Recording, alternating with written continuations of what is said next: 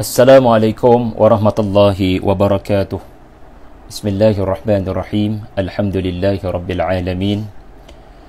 Wassalatu wassalamu ala asyrafil mursalin wa ala alihi wa sahbihi wa man tabi'ahu wa nasarahu wa jahada fillahi haqqa jihadih. Alhamdulillah, alhamdulillah, alhamdulillah. Syukur pada Allah Subhanahu wa taala kerana kita dipertemukan pada pagi 21 Ramadan Al-Mubarak. Saya mengucapkan selamat datang ke dalam perbincangan topik Ibrah Perang Badar dalam Al-Quran kepada seluruh para penonton di Facebook Pusat Perhubungan Alumni Universiti Kebangsaan Malaysia. Izinkan saya memperkenalkan serba sedikit diri saya. Saya Syahri Abdul Rahman daripada Jabatan Al-Quran dan As-Sunnah, Fakulti Pengajian Islam. Baru menyempurnakan sarjana pada tahun ini dan insya-Allah akan convocation pada hujung tahun ini kalau diizinkan Allah Subhanahu wa taala. Dan apa yang bakal saya kupas pada pagi ini adalah mengenai satu peristiwa yang telah mendapat tempat di dalam Al-Quran sehingga Allah Subhanahu wa taala menjadikan suatu surah yang khusus tentang peristiwa berkenaan, yakni Perang Badar. Rakan-rakan yang saya hormati, yang saya kasih sekalian, juga tidak dilupakan guru-guru, para pensyarah yang turut sama menonton, serta seluruh rakan-rakan yang menonton pada pagi ini.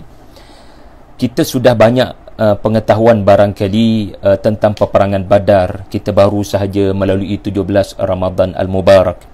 Dalam peristiwa nuzulul Quran, kita mengaitkan dengan peperangan Badar.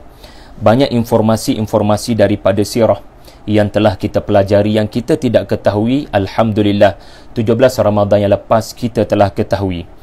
Namun demikian, ada keistimewaan antara apa yang ditampilkan oleh sejarah dengan apa yang ditampilkan oleh pencipta sejarah, yakni Allah Subhanahu wa taala. Ayuh, mari kita bezakan bagaimana Al-Quran membentangkan peristiwa yang sudah berlalu, berbeza dengan bagaimana sejarawan dan makhluk dari kalangan orang-orang beriman ketika menukil dan melaporkan peristiwa berkenaan. Daripada sejarah kita mengetahui sirah, daripada Al-Quran kita memperolehi ibrah. Jadi rakan-rakan semua, sirah memberitahu kita peristiwa Perang Badar, lalu kekadang kerana pengetahuan daripada sirah berkenaan, kita barangkali beranggapan Perang Badar ini harusnya dikongsikan ceritanya pada 17 Ramadan Al-Mubarak, itu birthday Perang Badar. Tetapi kalau kita merujuk kepada Al-Quran, surah Al-Anfal, surah yang ke-8, kita akan mendapati dengan ilmu tafsir, dengan tadabbur, sesungguhnya peristiwa ini tidak seharusnya dikenang hanya pada 17 Ramadan Al-Mubarak. Al-Quran menampilkan pengajaran yang relevan sepanjang masa. Seolah-olah anda boleh membaca pada bila-bila masa suratul Anfal, kerana di dalamnya Allah Subhanahu wa taala tidak hanya melaporkan tentang peristiwa Perang Badar, tetapi Allah Subhanahu wa taala menampilkan pengajaran-pengajaran yang kita selama ini tidak amalkan dalam kehidupan. Kita terlupa barangkali. Jadi, ayuh saya berhasrat untuk berkongsi dalam masa yang terbatas ini 5 pengajaran yang hebat daripada peperangan Badar yang dirakamkan dalam Al-Quran. Dan saya mudahkan ingatan saudara-saudari semua dalam bentuk akronim BADAR. So mudah catat, mudah nak ingat, mudah nak viralkan pada rakan-rakan semua yang tidak sempat menonton.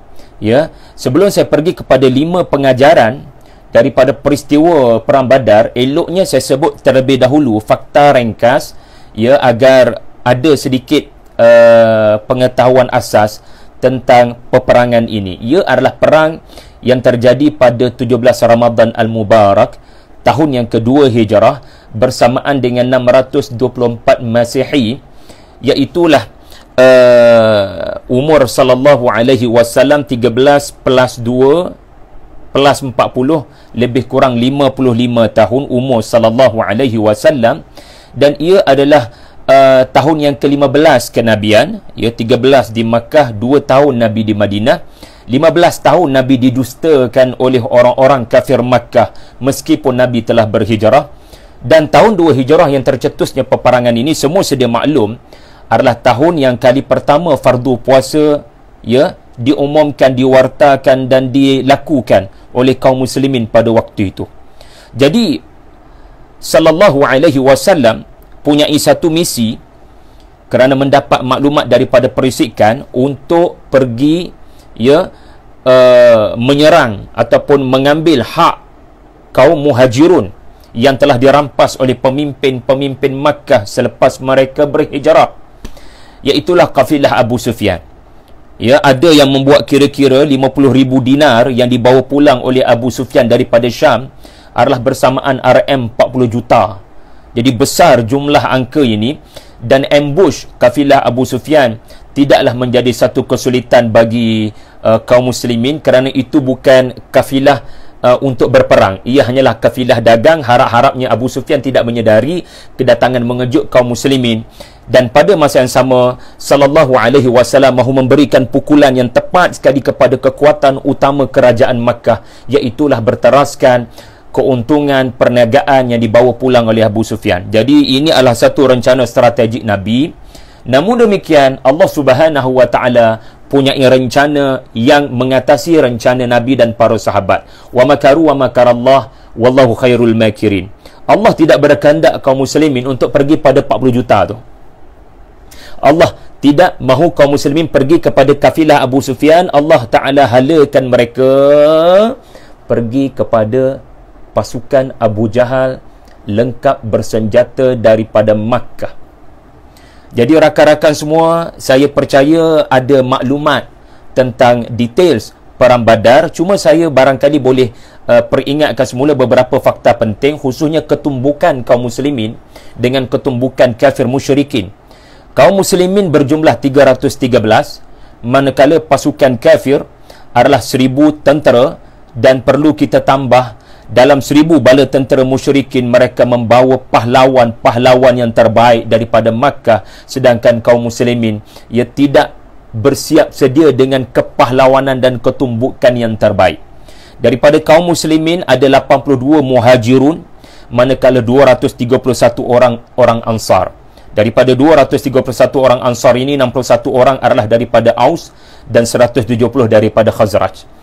Dan kekuatan kaum musyrikin, sebelum kekuatan kaum musyrikin, kekuatan kaum muslimin, ya apa sangat kekuatan kaum muslimin, sebab kekuatan mereka dipersiapkan untuk ambush kafilah Abu Sufyan, ya, maka hanya 70 ekor unta sahaja digunakan untuk membawa mereka ke lokasi kejadian, ya, dan hanya 2-3 ekor kuda sahaja yang ada pada kaum muslimin pada waktu itu.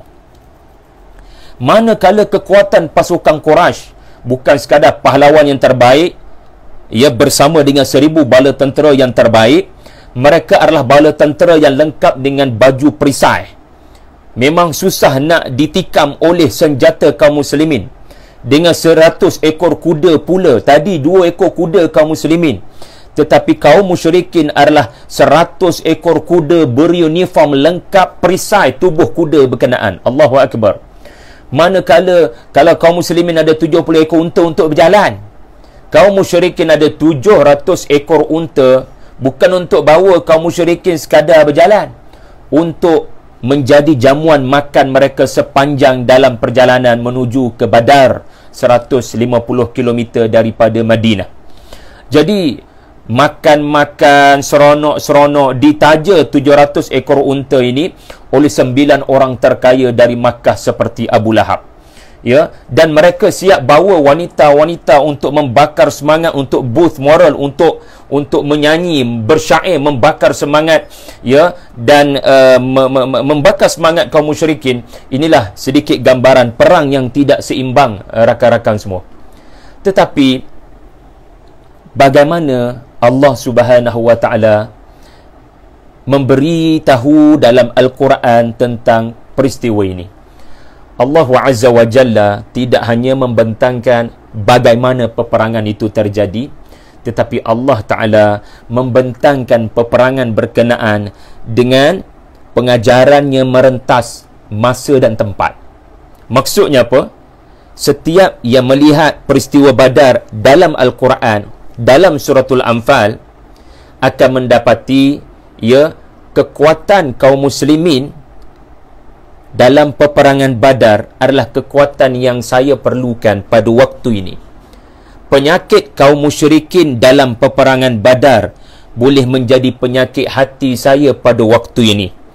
Al-Quran menghapuskan tabir tempat dan masa. Kerana Al-Quran menampilkan ibrah kerana datang dari Allah yang Esa. Allah Ta'ala maha mengetahui apa yang terjadi di masa lampau, namanya Perang Badar. Allah Ta'ala maha mengetahui apa akan terjadi di masa hadapan kepada kaum muslimin sampai hari kiamat. Jadi bicara Al-Quran adalah merentas zaman dan merentas tempat. Jadi rakan-rakan semua, mari kita pergi kepada suratul Anfal, 5 pengajaran yang saya sebutkan tadi. Tetapi sebelum pergi kepada dalam surah Al-Anfal, ada baiknya saya kongsi satu lagi surah yang diturunkan kepada Nabi SAW dan para sahabat menjelang perang Badar terjadi. Para sahabat dan Nabi tidak mengetahui apa akan terjadi di masa hadapan. Esok tidak diketahui oleh manusia. Wa ma tadri nafsum madza taksibu ghada. Manusia tak tahu apa nak jadi pada hari esok. Tetapi Al-Quran apabila diturunkan, kekadang wahyu diturunkan berbicara tentang apa bakal menunggu anda di hadapan. Tolonglah buat persiapan. Biasa kita belajar tafsir ini, kita belajar Quran turun mengulas sesuatu peristiwa yang telah terjadi. Al-Quran memberikan komentar kepada satu peristiwa yang telah terjadi. Asbabun nuzul, biasanya akan mengemukakan sebab surah itu diturunkan kerana telah terjadi satu peristiwa. Tetapi tidak boleh dinafikan. Kadang ada ayat-ayat Allah diturunkan tiada asbabun nuzul. Tetapi ia mengulas peristiwa yang bakal terjadi, tetapi para sahabat dan Nabi SAW tidak ada sebarang idea tentang peristiwa berkenaan. Inilah maksud saya cerita dalam suratul Baqarah ayat 246 hingga 252. Saudara-saudari, bila membelik suratul Baqarah, antara surah yang pertama sekali turun di Madinah tahun 1 Hijrah dan Perang Badar terjadi tahun 2 Hijrah, ini menunjukkan ia diturunkan di peringkat awal. Nabi berada di Madinah menjelang peperangan Badar. Tiba-tiba diturunkan satu cerita yang kita semua barangkali pernah mendengar cerita berkenaan, cerita Talut dan Daud. Perhatikan elok-elok ayat 246 hingga 252. Anda akan mendapati kisah ini benar-benar memberikan hint kepada sallallahu alaihi wasallam apa bakal menanti di hadapan. Tidak pernah terlintas dalam fikiran Nabi dan para sahabat tahun 2 Hijrah, bulan Ramadan 16 hari berpuasa akan bertempur dengan peperangan yang besar. Kita baca sirah memang kita tahu, tetapi dudukkan tempat kita di tempat Nabi SAW secara live ketika surah ini diturunkan, Al-Baqarah 246 hingga 252 diturunkan. Ia tidak mengulas apa-apa peristiwa yang terjadi, tetapi sebenarnya memberikan ulasan kepada apa bakal terjadi. Tuan-tuan, kalau perhatikan kisah Talut dalam suratul Baqarah, ada 4 persamaan antara cerita Talut dengan cerita Perang Badar. Yang pertama sekali, Talut tidak disenangi oleh pemimpin-pemimpin Bani Israel. Ini sama dengan situasi Nabi SAW pada tahun pertama dan kedua kenabian, tahun pertama dan kedua hijrah, di mana adanya yang tidak senang dengan perlantikan Nabi sebagai pemimpin Madinah. Tidak lain tidak bukan, Al-Malak pada waktu itu adalah Abdullah bin Ubay dan kaum munafikun. Ini persamaan yang pertama. So Nabi bila diturunkan kisah Talut, Nabi dapat memahami ia bukan kisah daripada masa lampau. Kisah masa lampau sedang berbicara kisah waktu sekarang. Yang kedua, kita akan dapati dalam kisah Talut, membawa bala tenteranya pergi ke satu medan tempur. Talut menguji mereka agar jangan makan, jangan minum apabila tiba di satu lokasi yang bernama sungai. Ini sama dengan apa yang terjadi kepada Nabi, di mana Nabi membawa para sahabat, Allah Ta'ala melorongkan mereka kepada satu peperangan yang mereka sebenarnya berada dalam bulan, tidak boleh menjamah makanan dan minuman. Allahu Akbar.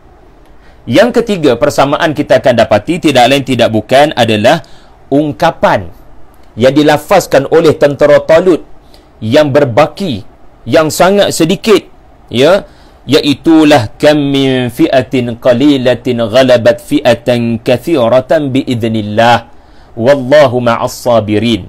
Inilah ungkapan mereka yang cintakan pertemuan dengan Allah, iaitulah tidak sedikit, ya, betapa banyak dari kumpulan yang jumlahnya sedikit mengalahkan jumlah yang ramai. Dan akhirnya peperangan ini perang berat sebelah. Tentera Talut terlalu kerdil, yang minum air sangat ramai, maka berbaki yang sangat kerdil, yang lain dah lari lintang pukang. Yang berbaki inilah berdepan dengan tentera Jalut. Setengah para ulama siap menyebut lagi wallahu a'lam angka tentera Talut 313. Wallahu a'lam. Jadi Allah Ta'ala beri kemenangan kepada tentera Talut yang lebih sedikit, yang sedikit berbanding tentera Jalut. Dan ini persamaan yang ketiga antara peristiwa Talut dengan bala tenteranya dengan peristiwa yang menimpa Rasulullah sallallahu alaihi wasallam dalam peperangan Badar. Dan akhir sekali menariknya, ya, dalam surah Al-Baqarah dirakamkan bagaimana, ya, wa qatala Dawudu Jalut wa atahu Allahul mulka wal hikmah. Pengakhiran kisah Talut adalah satu orang pemuda yang tidak diketahui tiba-tiba muncul. Allah rakam peranannya. Ya, inilah the beginning, ya, kepada kebangkitan satu orang, ya, pemuda yang di kemudiannya menjadi rasul dan raja. Itulah Daud alaihi salam. Nak katanya bagaimana pemimpin kaum musyrikin Jalut yang gagah perkasa telah dibunuh oleh seorang budak muda, iaitulah Daud alaihi salam. Dan ini sekali lagi sama dengan apa yang terjadi di dalam peperangan Badar. Saudara-saudari boleh belik Ar-Rahiqul Makhtum, saudara-saudari boleh belik Sirah Ibnu Hisham, saudara-saudari boleh belik karya-karya sirah untuk jawab satu soalan: siapa bunuh Abu Jahal? Jalut pada kaum Quraisy. Yang membunuhnya adalah, ya, dua orang budak yang bernama Mu'az bin Afra' dan Mu'az bin Amru. Allahu Akbar. Inilah Daud yang telah membelasah Abu Jahal sebelum dibunuh dan dihabiskan nyawa oleh seorang pemuda sekali lagi, dan hanya mengembala kambing sahaja, seperti mirip dengan Nabi Daud di awal-awal perjuangan beliau, iaitulah Ibnu Mas'ud radhiyallahu anhu. Allahu Akbar. Sedangkan ketika kisah Talut ini turun 1 Hijrah atau barangkali awal-awal 2 Hijrah, tidak ada sebarang peperangan terjadi. Tetapi Quran ini, tuan-tuan, ya, terkadang bila Allah bagi kita rezeki dapat baca ayat-ayat Quran, terkadang hari ini kita baca, kita rasa macam tak ada kaitan lah dengan saya. Contoh, kita baca cerita Nabi Ayub, kan, kita tak sakit, jadi cerita tu macam tak dapat tempat dalam hidup kita. Tetapi nanti bila kamu sakit, cerita itulah akan memberi kamu kekuatan. Ya, jadi barangkali hari ini kita dijodohkan dapat baca surah, ya, Al-Anbiya. Ada cerita Nabi Ayub contohnya. Kita rasa macam baca je lah, kan, beliklah tafsir sedikit, dengarlah kuliah Tadabbur Center ke contohnya, kan. Tetapi sebenarnya itu rezeki daripada Allah. Sebab Allah Ta'ala tahu benda nak jadi di hadapan kamu. Lepas Ramadan nanti kamu akan jatuh sakit. Lepas tu Allah rezekikan kepada kamu untuk boleh baca cerita berkenaan. Baik, sekarang masuklah kita kepada 5 pengajaran daripada, sebenarnya banyak pengajaran sebab kita hanya masa terbatas. Jadi 5 pengajaran ini kita mulakan daripada, ya, huruf B. Untuk makluman rakan-rakan yang barangkali kali pertama mendengar suratul Anfal, inilah satu surah yang mengulas satu isu sahaja, tidak lain tidak bukan perang Badar sahaja, dari awal hingga ke hujung ayat berkenaan. Ya, tidak diulas perang-perang lain dalam surah ini sebagaimana surah-surah Madaniyah yang lain. Ya, tidak ada isu-isu lain masuk dalam surah ini. Ia seumpama surah Yusuf alaihi salam yang tidak ada cerita nabi lain dalam surah berkenaan melainkan cerita mengenai Yusuf alaihi salam sahaja. Ia seumpama suratul Qasas yang tidak memaparkan cerita sesiapa pun melainkan cerita Musa alaihi salam daripada awal hingga ke akhir beserta dengan komentar-komentar daripada Allah Azza wa Jalla, ya, kepada kisah Nabi Musa alaihi salam. Jadi tidak pelik ada surah memang cerita satu benda sahaja seperti suratul Masad. Dari ayat 1 sampai ayat 5 tak ada cerita benda lain melainkan cerita Abu Lahab dan isterinya diazab Allah. Jadi ada surah satu cerita, ada surah 10 cerita Nabi dalam tu. Jadi semua ini ada hikmah tertentulah, ya, yang kita kena belajar. Baik, pengajaran yang pertama adalah B, bahayanya cinta kebendaan. Bahayanya cinta kebendaan. Rakan-rakan semua, apa yang menarik adalah suratul Anfal, Allah Ta'ala memulakan cerita perang Badar dengan tidak mengikut kronologi. Biasanya apabila cerita perang Badar, sejarawan pasti akan memulakan cerita perang Badar dengan bagaimana Nabi merencana selepas mendapat maklumat Abu Sufyan dalam perjalanan. Ya, sebelum perang Badar, semasa perang Badar, selepas perang Badar. Itulah pendekatan sejarawan. Allahu Akbar. Al-Quran tidak mengikut apa yang makhluk lakukan. Ini pun tanda Al-Quran datang daripada Allah Subhanahu wa ta'ala. Ayat pertama itu suratul Anfal berbicara tentang babak di penghujung perang Badar. Perang Badar ada sebelum, perang Badar ada semasa, perang Badar ada selepas. Tiba-tiba ayat pertama mengambil cerita di selepas perang Badar. Seperti seolah-olah, ya, kalau filem tu dia bukan starting dengan Nabi membuat perencanaan untuk menyerang kafilah Abu Sufyan, tetapi startingnya adalah diambil yang 5 minit terakhir sebelum filem tu habis, dijadikan permulaan filem. Allahu Akbar. Sebab apa? Sebab isu penting surah ni adalah Al-Anfal.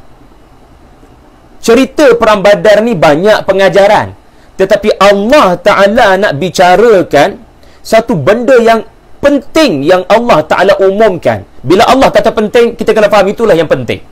Cerita perang Badar ada banyak benda yang kita anggap penting, tetapi Allah Ta'ala mengumumkan nama surah ini adalah ayat pertama surah ini, Al-Anfal.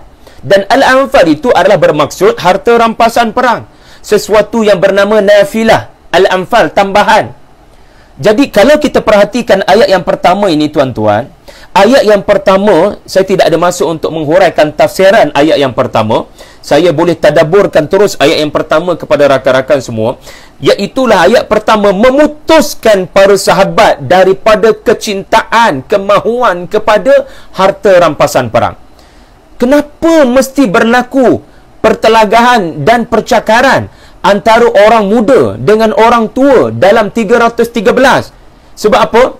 Sebab orang muda kata, kami telah berjaya membunuh musuh, kami telah berjaya memperoleh hamba tawanan, dan sallallahu alaihi wasallam telah memberikan janji kepada kami untuk memperoleh harta rampasan perang. Lalu mereka berkehendak kepada harta berkenaan. Manakala orang tua, orang yang senior, yang tidak mampu berada di frontliner, mereka terasa. Sebab mereka berperang di bahagian pertahanan. Mereka berada di bawah kemah-kemah, memelihara barangkali orang-orang yang berada di barisan belakang. Jadi bagaimana orang muda dengan orang tua bila berkonflik begini? Ia tidak sepatutnya berlaku. Hanya kerana harta rampasan perang, kalian memutuskan silaturahim. Ini bahaya besar. Betapa kebendaan boleh memecah belahkan umat Islam. Sebab itu menarik satu buku karangan Profesor Zulkifli Muhammad Yusof daripada Universiti Malaya. Kalau saya boleh kongsikan bagaimana beliau mengulas ayat yang pertama. Perkara ini menterjemahkan sikap diri yang baru dalam berhadapan dengan kebendaan. Maksudnya, ya, Islam sedang menonjolkan sikap yang perlu diambil bila berdepan dengan kebendaan. Al-Quran sangat sensitif dalam hal-hal kebendaan. Al-Quran segera menangani isu Al-Anfal sebelum kaum muslimin terperangkap dengan jerat harta, lalu menghakis ketaatan mereka kepada pemimpin dan membuka ruang polemik pergeseran sesama sendiri. Sesungguhnya jika elemen cinta kebendaan ini wujud dalam mana-mana organisasi dan tidak ditangani dengan pantas, maka tidak mustahil organisasi tersebut akan berdepan dengan kelumpuhan. Allahu Akbar. Jadi ayat 1 ini, ya, kalau kita baca, maka Allah Subhanahu wa taala berkehendak untuk kaum muslimin membetulkan niat berjuang, bukan untuk mendapatkan ghanimah, tetapi berjuang, ya, kerana mahukan ganjaran dari Allah yang lebih baik daripada ganjaran keduniaan. Jangan ada kebergantungan kepada kebendaan, kerana kebendaanlah Quraisy dimusnahkan Allah dalam peperangan Badar. Kerana kebendaan berbangga dengan orang yang paling hebat dalam medan tempur, orang yang paling kaya di medan tempur, berbangga-bangga dirakamkan dalam suratul Anfal. Abu Jahal punya ucapan, berbangga dengan kehebatan yang mereka ada. Semuanya dimusnahkan Allah, ya, dengan mudah dan pantasnya dalam peperangan Badar. Betapa bergantung dengan kebendaan tidak membantu sesiapa pun. Ya, hari ini kita hidup di zaman materialistik. Semua perkara kita menyangka, ya, benda-benda ini akan membantu hidup kita jadi lebih baik. Kita kena boleh beza antara sebab dan musabab. Jadi rakan-rakan semua, ini adalah teguran yang sangat relevan sampai bila-bila. Jangan kerana mahukan harta benda, takathur, alhaakum at-takathur, berlumba-lumba mahukan harta yang lebih banyak, kamu sanggup putuskan silaturahim, kamu sanggup mencaci, memaki, mengaibkan orang lain hanya semata-mata mahu lebih ramai orang datang kepada puak kamu, dan bila orang datang ramai kepada kamu, peluang kamu mengaut keuntungan dunia akan lebih banyak. Wal'iyadu billah. Sebab tu surah ni duduk lepas suratul A'raf. Sebab suratul A'raf, Allah Ta'ala paparkan kaum-kaum yang kaya raya, bijak, pandai, ya, mereka punyai tubuh yang hebat, mereka punyai umur yang panjang, mereka punyai kepakaran dalam menukar bukit batu menjadi hotel 5 bintang. Semua tu dimusnahkan Allah sekelip mata kerana dusta pada Rasulullah, tidak taat pada Rasul yang diutuskan. Jadi subhanallah, inilah hikmah, ya, ayat pertama berbicara tentang babak pengakhiran dalam peperangan Badar. Sebab filem barangkali, perang barangkali 1 hari. Kalau kita tonton filem 2 jam, ada banyak babak menarik. Allah Ta'ala petik mana yang ada kaitan dengan kamu yang duduk di Bangi tahun 2020. Iaitulah kecintaan kepada kebendaan. Na'udzubillah, ma aghna anhu maluhu wa ma kasab. Pegang yang elok benda tu. Tidak ada yang membantu di alam barzah nanti, sama ada harta atau anak-anak yang ramai, melainkan harta yang disedekah dan diwakafkan, melainkan anak-anak yang soleh mendoakan. Jadi ini pengajaran yang pertama, A, iaitulah B. Yang kedua, A, ba. A adalah Al-Quran, sumber kekuatan untuk menghadapi ujian kebendaan. Ayat-ayat Al-Quran adalah kekuatan untuk berhadapan dengan tarikan kebendaan. Kerana ayat 2. Tuan-tuan bayangkan, ya, senario perang Badar tidak bermula dengan cerita komander perang bermesyuarat dengan pemimpin-pemimpin kanannya, bagaimana nak berdepan dengan 1000 bala tentera Quraisy. Itu bukan ayat 1, itu bukan ayat 2.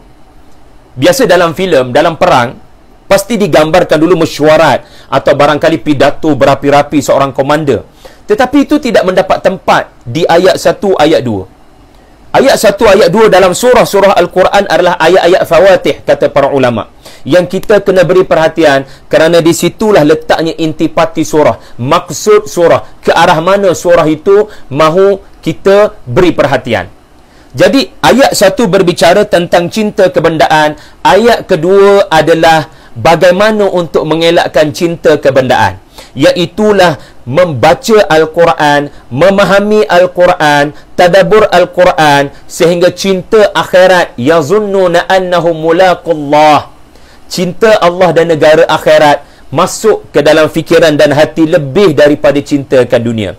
Seolah-olah Ayat 1, macam mana kalian boleh sanggup berpecah hanya dengan harta yang ada di hadapan mata kalian? Sedangkan ayat 2, sedangkan kalian sudah ditarbiyah 15 tahun dengan Rasulullah yatlu alaikum ayatihi. Dia membacakan pada kamu ayat-ayat Allah. Dia telah membersihkan hati-hati kamu. Ini bukan reaksi sepatutnya seorang anak didik Rasulullah. Tidak sepatutnya anak-anak didik Rasulullah punyai sikap sanggup bergaduh demi semata-mata harta rampasan perang. Di mana letaknya ayat-ayat Quran yang sudah diturunkan kepada kamu? Maka kembalilah kepada ayat-ayat Allah dengan pendekatan wajilat qulubuhum wa idza tuliyat alaihim ayatuh zadathum imana. Al-Quran diturunkan dalam bulan Ramadan. Allah umumkan tahun 2 Hijrah, suratul Baqarah, ya, iaitulah Al-Quran diturunkan ayat 185 suratul Baqarah. Jadi para sahabat tahu Al-Quran diturunkan dalam bulan Ramadan. Tetapi apa sepatutnya cara berinteraksi dengan Al-Quran yang diturunkan agar hilang cinta kebendaan? Tuan-tuan jangan salah faham. Kita kena kaya, kita kena ada benda. Yang kita perangi bukan benda, yang kita perangi adalah cinta kebendaan, yakni kebergantungan kepada material. Beranggapan telefon ini, beranggapan komputer ini menjadi sumber rezeki kita. Sebab semua benda kita boleh buat di situ untuk raih income. Sedangkan sebenarnya itu hanyalah asbab, maka jangan lupakan musabab. Jadi kita ada lebih kurang setengah jam. Izinkan saya berkongsi satu lagi tadabbur daripada Ustaz Profesor Zulkifli Yusof, iaitulah ketika mengulas ayat yang kedua ini. Subhanallah, beliau menyebut begini, ya, kita dengar. Dengan keimanan yang diperolehi sebelum Al-Quran, iman dulu baru Al-Quran. Para sahabat, ya, mereka dididik dengan keimanan sebelum Al-Quran dibacakan. Ia menyebabkan seseorang akan berinteraksi dengan Al-Quran lebih mudah. Ya, tengok, ya, para ulama kita, ya, ulama kita di Malaysia, mereka menghuraikan bagaimana idza dzukirallahu wajilat qulubuhum wa idza tuliyat alaihim zadathum imana. Ayat Quran ni walaupun sedikit kita baca, tak sampai satu juzuk satu hari, jangan rasa bersalah. Jangan rasa bersalah. Ya, asalkan walau 2-3 ayat, dia meningkatkan iman. Justru itu mereka, yakni para sahabat, tidak berganjak dari satu ayat kepada ayat lain semata-mata kerana mereka memperolehi sesuatu setiap kali mereka mengulang. Sebab tu mereka tidak gopoh-gapah untuk membaca Al-Quran, sebab setiap kali lalu satu ayat, mereka memperolehi sesuatu yang tidak dapat diungkapkan dengan perkataan. Seperti orang sakit mendapat ubat, orang dalam gelap mendapat cahaya, orang kebuluran dapat makanan. Sesungguhnya generasi Abu Bakar, Umar, Ibnu Mas'ud sudah tiada. Ni generasi ayat 2 ni dah tak ada dah. Masa orang-orang yang dikenali sudah berakhir.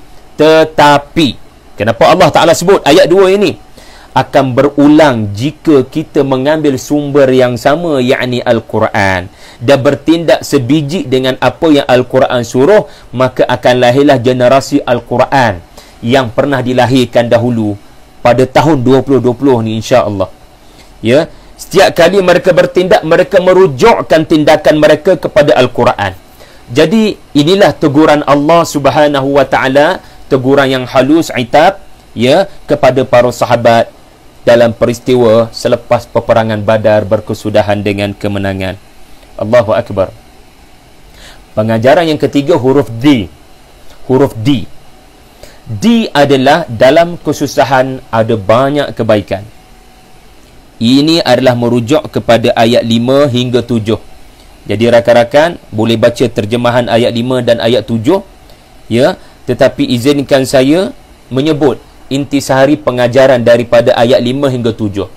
Ayat 5 hingga 7 nak menyatakan bagaimana para sahabat pada peringkat awal apabila Nabi SAW menyatakan kafilah Abu Sufyan sudah terlepas, kita berdepan dengan masalah baru, iaitulah kedatangan rombongan Quraisy 1000 orang. Kalian boleh memilih untuk terus mengejar kafilah Abu Sufyan dan kafilah Abu Sufyan itu adalah ghairu dhati syaukah. Ghairu dhati syaukah. Ia tidaklah mempunyai duri. Subhanallah, tamsilan yang hebat daripada Quran menyifatkan kafilah Abu Sufyan tak ada banyak duri. Apa maksud duri, tuan-tuan? Ya, maksud duri ni tak ada cabaran sangat macam kita lah buah durian. Nak kopek buah durian tu cabarannya lebih hebat daripada nak kopek rambutan. Jadi cabaran tak banyak kepada kafilah Abu Sufyan. No, yang 1000 orang tu dhati syaukah, yang tu duri banyak tu. Yang tu banyak duri tu. Jadi manusia ya, para sahabat adalah manusia, bukan malaikat. Pada peringkat awal mereka keberatan. Dan kalau boleh saya bacakan pada anda bagaimana ungkapan para sahabat di peringkat awal. Wahai Rasulullah, kita tidak punya kekuatan untuk berperang dengan mereka. Bukankah kita keluar untuk menghalang kafilah dagang Abu Sufyan? Mendengar jawapan dari para sahabat berkenaan, bangun Al-Miqdad dan berkata, janganlah kamu berkata seperti kaum Musa berkata kepada Nabi mereka, idhab anta wa rabbuka faqatila inna hahuna qa'idun. Jadi peringatan daripada Miqdad menginsafkan Aus dan Khazraj, menginsafkan para tentera Badar. Nak katanya mereka adalah manusia yang apabila plan A tak jadi, tiba-tiba nak pergi kepada plan B, yang mana plan B tu pula bukan daripada diri sendiri, orang lain yang cadangkan plan B. Mana orang keberatan? Dia punya fikirannya adalah Abu Sufyan, kafilah Abu Sufyan, 40 juta tadi. Tetapi Allah berkehendak mengalih mereka kepada sesuatu yang mereka anggap keburukan. Wa huwa kurhul lakum wa asa an takrahu syai'an huwa khairul lakum. Walhal ada banyak kebaikan kat situ. Ada banyak kebaikan di situ. Antara kebaikan yang kamu tak pernah jangka adalah terbunuhnya 70 orang pemimpin besar pahlawan hebat Makkah yang dahulu kaki pukul dan kaki ragging, kaki buli kamu di Makkah dahulu. Mereka inilah yang akan bawa masalah besar kepada kerajaan Madinah sampai bila-bila. Jadi takkan kamu tak boleh berfikir untuk sekurang-kurangnya mentaati perintah Rasulullah ketika tidak diberikan penjelasan. Apa hikmah pergi pada Abu Jahal dan meninggalkan Abu Sufyan? Jadi sebenarnya, ya, satu lagi kupasan yang menarik saya kira daripada penulis Tadabbur Surah Al-Anfal ini, ya, Profesor Zul. Tuan-tuan dengar, menarik. Kebiasaan manusia suka pada perkara-perkara yang mudah, yakni kafilah Abu Sufyan dalam hidup kita. Kalau boleh mereka tidak mahu terlibat dengan aktiviti berat. Orang mukmin tidak dididik begitu. Allahu Akbar. Mereka diasuh agar menjadi orang serius untuk berfikir dan lebih berani mengambil risiko. Maka dalam ayat ini, ayat 5 hingga 7, Allah menegur kaum muslimin agar jangan mudah terpedaya dan terdorong dengan benda-benda mudah dan lebih suka mengambil benda-benda ringan dan senang. Sedangkan pada setiap benda susah yang terjadi, kau takkan mengetahui betapa banyaknya kebaikan bersama mengiringi. Inna ma'al usri nakirah yusran. Fa inna ma'al usri yusra. Inna ma'al usri yusra. Bersama, tak payah tunggu, bersama dengan kesulitan peperangan Badar itu nanti terlalu banyak kebaikan yang tidak kamu akan sangka. Antaranya adalah amannya Madinah daripada kepala-kepala utama pemimpin penyembahan berhala daripada Makkah. Ya, kita tengok lagi, ya. Andai kata mereka memilih jalan singkat dan berhasil membuat rampasan pada kafilah Abu Sufyan, kemenangan itu tidaklah begitu bermakna kerana mereka menyerang dan berlawan dengan musuh yang tidak bersenjata. Apa yang nak dibanggakan sangat dalam sejarah Islam nanti?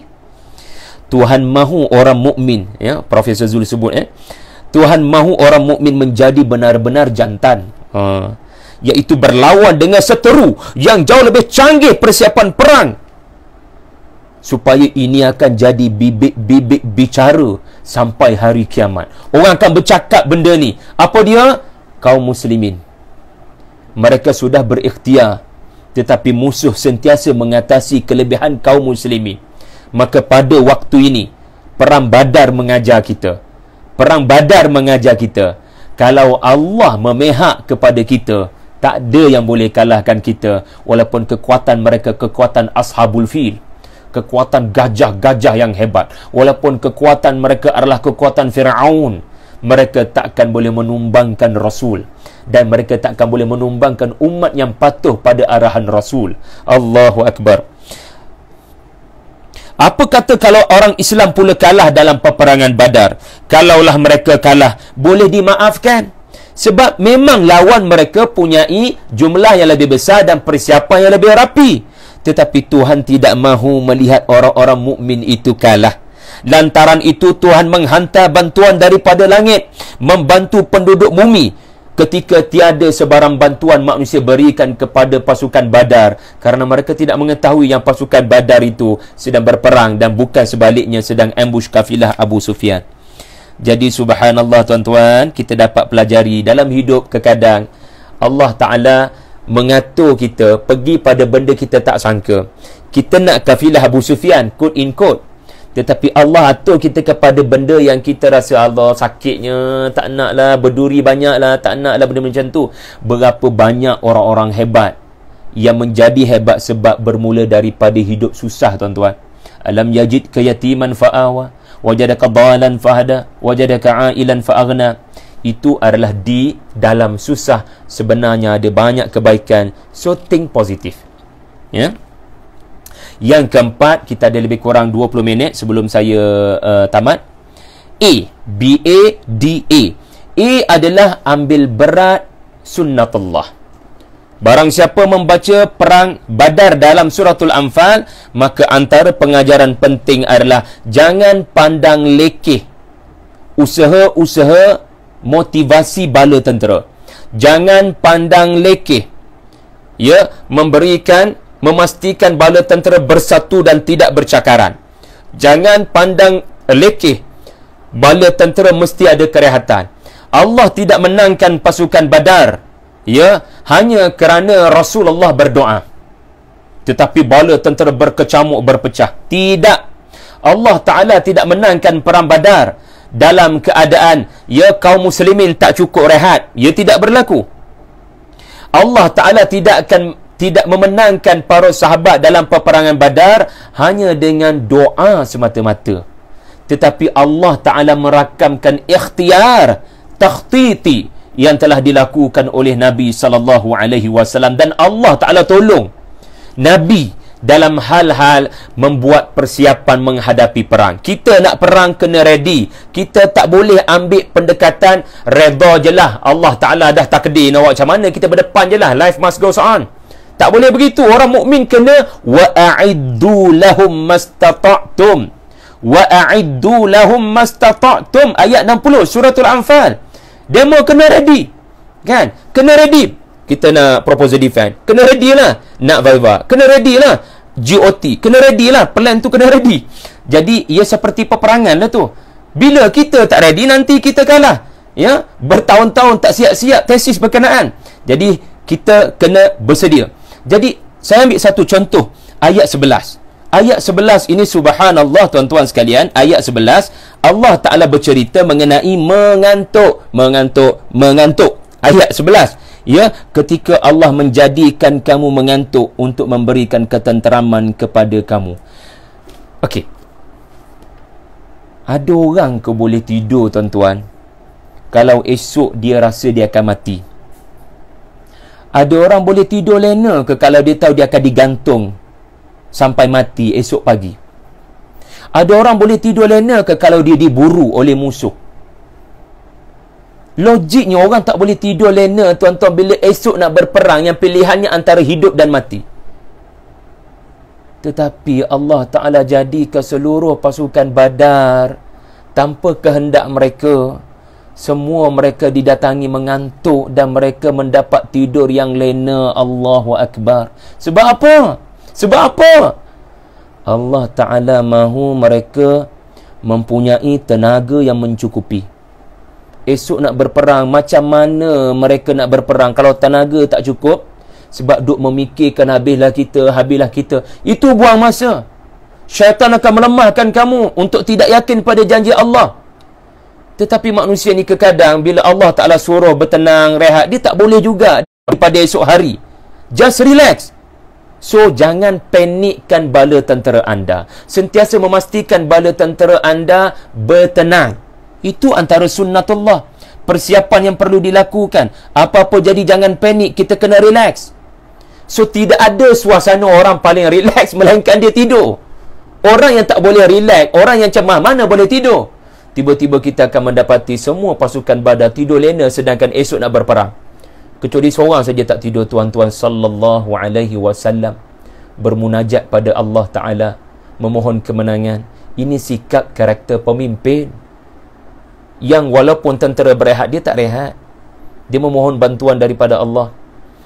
Ya, pemuda Al-Kahfi, tuan-tuan, cemas, risau, mereka diburu. Tetapi akhirnya mereka tidur lena, tuan-tuan. Dan lena diorang tu bukan lena sampai 10, 12, 15 jam, tak bangun-bangun satu hari. Mereka rasa satu hari. Mereka tidur 300 tahun, lena tak lena. Tidur dalam gua, dalam gua. Aneh, macam mana dalam gua boleh tidur lena? Dan dalam perang boleh tidur lena? Aneh.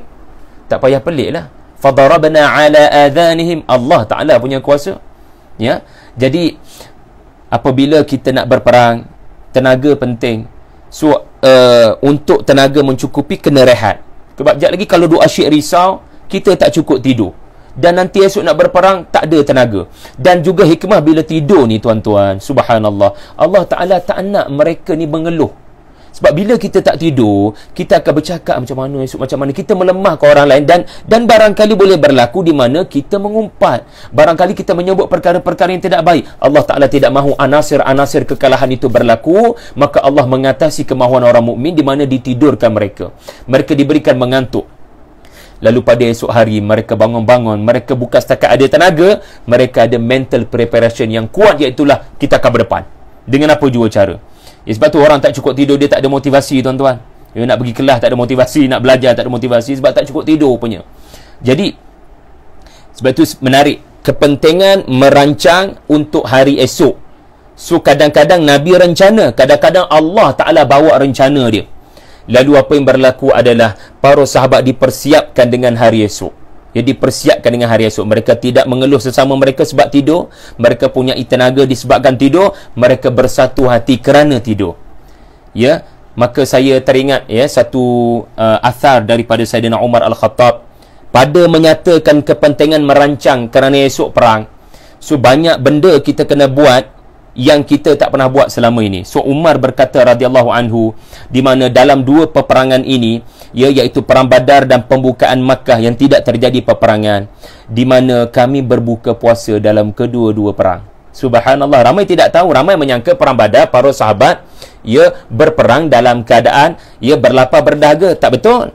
Dalam riwayat Tirmizi, dalam riwayat Baihaqi, Al-Imam Al-Munawi dalam Faidul Qadir menyebut, dapat disimpulkan bahawa alasan disyariatkan berbuka bukan kerana musafir 150 km, kena musafir lah, boleh buka lah, tapi bukan sebab musafir, akan tetapi disebabkan musuh telah dekat dan mereka memerlukan kekuatan tubuh badan yang optimum untuk berjihad.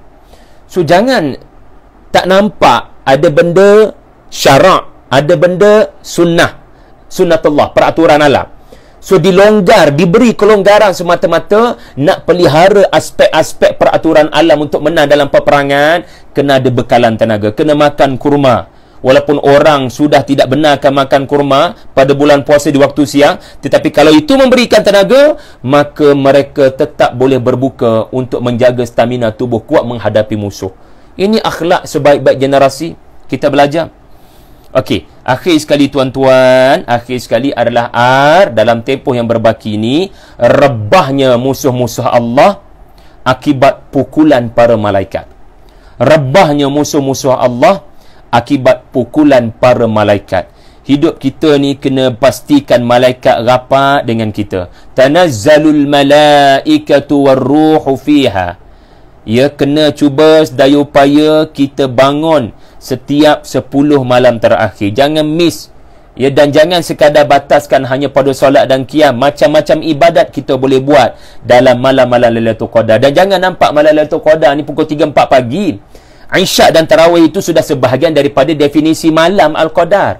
So kalau kita rasa kita susah nak bangun pagi 3-4 pagi, maka hidupkan tarawih itu dengan kefahaman apa yang saya lakukan diberikan ganjaran lebih hebat daripada pahala ibadat 1000 bulan. Jadi jangan bataskan. Dan seorang wanita yang keuzuran, jangan rasa bersalah, jangan rasa kecil hati, alamak saya dah tak boleh nak qiyamul lail, saya dah tak boleh nak baca Quran, saya dah tak boleh nak solat, Lailatul Qadar habislah saya. No, Aisyah radhiyallahu anha bertanya pada Nabi, apa patut saya buat bila saya bertemu Lailatul Qadar? Dan Nabi kata kepada isterinya Aisyah, yang mana kita tahu Aisyah juga ada waktu keuzuran. Nabi kata berdoa, Allahumma innaka afuun tuhibbul afwa fa'fu anna. Jadi wanita yang haid, yang dalam keuzuran, wa man kana minkum maridan aw ala safar maridan, dia boleh berdoa, dia boleh berzikir, dia boleh melakukan infak online. Malam tu katakan Lailatul Qadar, dia boleh sedekah online pada orang yang memerlukan. Banyak benda. Kenapa bataskan ibadat pada qiyam dan solat kalau kita keuzuran lah, kan? Jadi jangan lepaskan peluang agar malaikat kenal kita. Malaikat turun malam tu, walaupun kita tak ada di masjid, tak ada di surau, malaikat datang kat mana kita ada. Ya, walaupun kita stay at home PKP ni. Jadi malaikat penting kenal kita, sebab once malaikat kenal kita, rapat dengan kita, tengok malaikat boleh buat apa. Malaikat akan membantu kita menghadapi musibah. Ya, fathabbitul ladina amanu, tetapkan iman orang itu ketika diuji dengan musibah. Maksudnya apa? Orang lain kalau ditimpa musibah berkenaan memang mengeluh, memang akan meratapi, tetapi aneh macam mana dia boleh relax, dia boleh tenang, dia boleh tidur lagi ketika musibah berlaku. Dia boleh relax, maksudnya boleh bertenang. Ketahuilah pada waktu itu adanya bisikan malaikat, fathabbitul ladina amanu. Okey, poin saya adalah pukulan para malaikat. Tuan-tuan, kalau kita perhatikan ayat 99 hingga ayat 12. Ayat 99 pula dah. Surah Al-Anfal bukan sampai 99 pun. Kalau kita perhatikan ayat 12 Suratul Anfal, di mana para malaikat melakukan adegan berikut. Ya, sejarawan tak nampak. Al-Quran bagi tahu. Ya. Kalau Al-Quran tak turun, Suratul Anfal tak turun, barangkali ya kita hanya berpada dengan keterangan-keterangan sejarawan yang tak ada cerita malaikat. Sebab malaikat bukan boleh nampak. Tetapi kerana Al-Anfal diturunkan, lalu kita nampak aksi-aksi 18 SG yang dilakukan oleh para malaikat. Ya, antara yang disebut dalam ayat 12 adalah fadribu fawqal a'naq. Maka pukullah, ya, fadribu fawqal a'naq, pukullah leher mereka. Tuan-tuan, cuba berikan perhatian kepada seni bahasa Quran, lataif bahasa Quran. Allah Ta'ala kata kepada para malaikat, pukul leher-leher orang-orang kafir. Leher, kalau nak bagi dia mati, tak payah pukul. Pukul belum tentu menyebabkan dia mati. Orang panggil pancung. Pancung. Ada terjemahan pun tulis pancung kepala orang-orang kafir. Sebenarnya bukan pancung. Ini bukan pancung ataupun sembelih. Allah kata pukul. Ini menunjukkan orang-orang kafir akan dibunuh bukan dengan cara pantas. Dia akan dibunuh dengan cara perlahan, iaitulah buf buf buf buf buf. Ya, seperti kita sepatutnya sembelih, tetapi kita pukul-pukul sampai mati. Itu kan seksa, dan kita diharamkan melakukan perkara tersebut kepada haiwan korban. Tetapi sebagai ayat yang menggerunkan orang-orang kafir sampai hari kiamat, Suratul Anfal diturunkan untuk menggerunkan sesiapa yang nak menghalang gerakan dakwah Rasulullah, orang yang nak menghalang kebangkitan Islam ini, dia akan sampai kepada mereka malaikat yang sama. Iaitulah betapa terseksanya jasad orang-orang kafir bila dipisahkan kepala dari badan mereka kerana pukulan dari perkakas yang tumpul. Ya, ia tetap berpenghujung dengan kematian, tetapi kematian yang sangat menyeksakan. Ini uslub bahasa Quran, tuan-tuan. Lepas tu ayat yang sama, fadribu fawqal a'naqi wadribu minhum kulla banan. Bukan setakat pukul leher, pukul jari jemari. Okey, jari jemari ni apa function dalam pertempuran? Apa function dalam pertempuran? Jari jemarilah yang pegang pedangnya. Jari jemarilah yang pegang panjinya. Jari jemarilah yang pegang perisainya. Jari jemarilah yang pegang tali kuda. Tiba-tiba dipukul oleh para malaikat. Sedangkan sama juga dengan tadi. Kalau pancung kerat, dan ada terjemahan sebut kerat jari. Sebenarnya bukan kerat, memang pukul. Seolah-olah dengan benda tumpul supaya sakit yang amat sangat. Betapa nak menggambarkan penyiksaan orang-orang kafir sebelum sakaratul maut datang kepada mereka dalam peperangan Badar. Allahu Akbar. Kemudian, kalau kita tengok bagaimana tindak tanduk para malaikat, kita tengok pula pada ayat 50. Ayat 50 suratul Anfal. Ayat 50 suratul Anfal. Walau tara idh yatawaffal ladina kafarul malaikatu yadribuna wujuhahum wa adbarahum wa dhuku adzabal harik. Tuan-tuan, ya, ayat ini bermaksud, ya, sekiranya kamu melihat wahai sallallahu alaihi wasallam para malaikat yang mencabut nyawa orang-orang kafir semasa peperangan Badar sambil memukul wajah mereka dan punggung mereka dan berkata, rasakanlah azab neraka yang membakar. Tadi kita bincang ayat 12 tadi, dipukul yang pertama leher, dipukul yang kedua adalah jari, sekarang yang ketiga adalah muka, yang keempat adalah belakang. Nak katanya seluruh tubuh Abu Jahal, seluruh tubuh pemimpin-pemimpin kafir dalam peperangan Badar, ya, telah dibelasah oleh para malaikat. Sebab tu 1 lawan 3, 1 menang. Dan hanya lebih kurang 14 orang syuhada sahaja, tuan-tuan, berbanding 70 yang jatuh dan gugur di pihak musuh yang lengkap bersenjata. Ya, kalau kita perhatikan huraian daripada Prof Zul ini, saya bacakan sedikit, menarik, ya. Kesenian bahasa Quran ketika menggambarkan set penyiksaan para malaikat. Ada 4 minit lagi, ya. Okey. Allah Ta'ala menyebut mengenai bagaimana malaikat memukul wajah mereka. Dan Allah Ta'ala menggunakan perkataan yatawaffa, which is fi'al mudhari'. Dan inilah yang disebut oleh para ulama' dan disebut oleh Prof Zul. Bila Allah kata yatawaffa al fi'al mudhari', ini menunjukkan malaikat yang sama akan datang kepada mana-mana orang kafir yang memerangi pejuang-pejuang Islam di medan peperangan jihad. Malaikat yang sama. Mereka akan melakukan perkara yang sama kepada orang-orang kafir, wal'iyadzubillah. Jadi rakan-rakan semua, ya, kita perhatikan, ya, menurut Ibnu Ashur, ia memukul wajah kinayah kepada memukul seluruh di bahagian hadapan. Manakala memukul di bahagian belakang adalah kinayah dipukul di seluruh bahagian belakang. Nak katanya semua para malaikat memukul seluruh badan mereka. Ya, orang-orang musyrik dalam peperangan selalu menunjuk-nunjukkan muka mereka. Maka para malaikat memukul dengan pedang. Dan apabila mereka melarikan diri akibat terkena pukulan di bahagian muka, maka malaikat memukul pula di bahagian belakang mereka. Inilah perkara yang tidak dimampu disebut oleh sejarawan, melainkan disebut oleh Al-Quran. Perkara-perkara yang tidak boleh dilihat oleh kita manusia. Subhanallah. Tuan-tuan, sebagai kesimpulan, ya, sebelum saya meraihkan soalan seandainya ada, ya, dalam suratul Anfal, ya, kita dapat lihat bagaimana perang Badar terjadi seperti di hadapan mata kita. Cerita itu benar-benar hidup. Dan apabila ia bermain di hadapan mata kita, pengajarannya sangat relevan. Allah Ta'ala memaparkan kualiti orang-orang Badar. Allah Ta'ala memaparkan kualiti buruk orang-orang kafir. Semua itu adalah teguran kepada kita agar memilih nak pergi kepada pihak mana. Lalu Allah mengurniakan kemenangan. Ya, jadikanlah Ramadan ini sebagai bulan untuk kita mencapai kemenangan, ya. Jadi wallahu alam,